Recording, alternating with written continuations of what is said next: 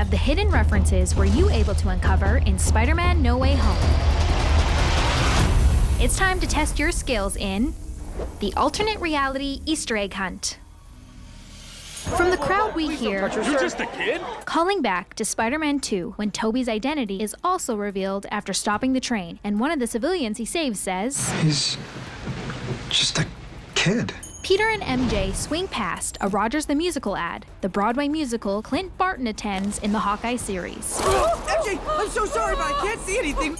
The Times Square billboard reveals the half Spider-Man face image that was used to reveal when Peter's Spider-Sense was activated in the comics. The Roosevelt Island tram in the background behind Peter and MJ is the same tramway where Goblin forced Tobey to choose between the tram full of civilians and MJ in the finale of the 2002 Spider-Man. Don't do it, Goblin! We are who we choose to be. Now choose! Is Peter's use of web and manhole cover a moment of foreshadowing? Andrew Garfield's Spider-Man was last seen on screen in The Amazing Spider-Man 2, using a web and manhole cover to take down the Rhino. The deli that's behind Peter and MJ is the third Del Mar's establishment to be featured in the trilogy. The first deli appeared in Homecoming, and the second appeared in a Far From Home deleted scene. Are you planning a trip? Europe, yeah. Oh, can I come?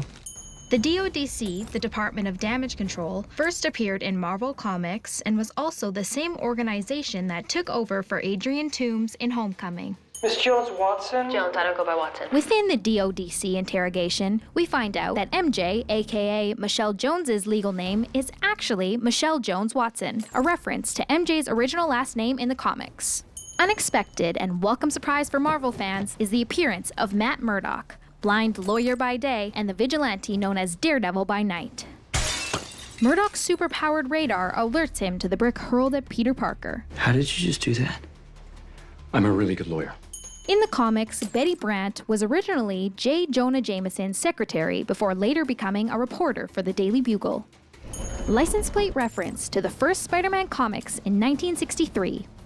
This car's license plate is a sweet homage to the birthday of one of Spider-Man's creators. Comics icon Stan Lee was born on December 28th.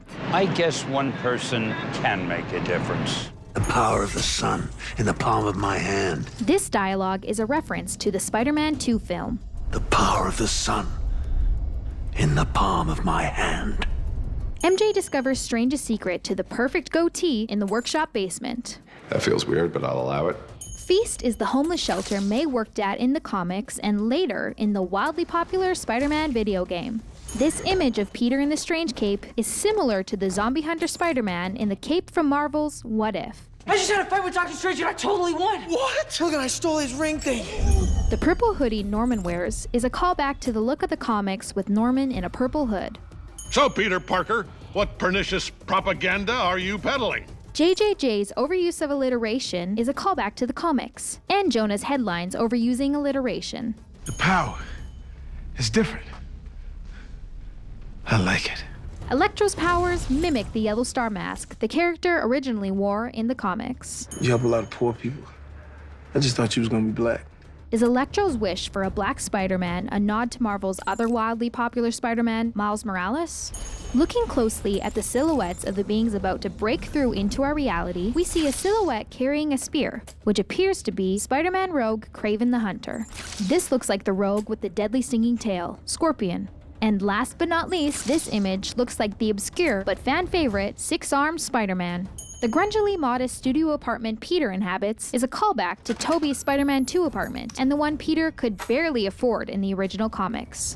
Peter sewing his own suit is a callback to the comics creation of his first spider suit. The color and design of Peter's latest suit at the end of the film is most similar to the original look created by Steve Ditko in the comics. Did you find them all? Watch the film again and find these references and many more yet to be discovered.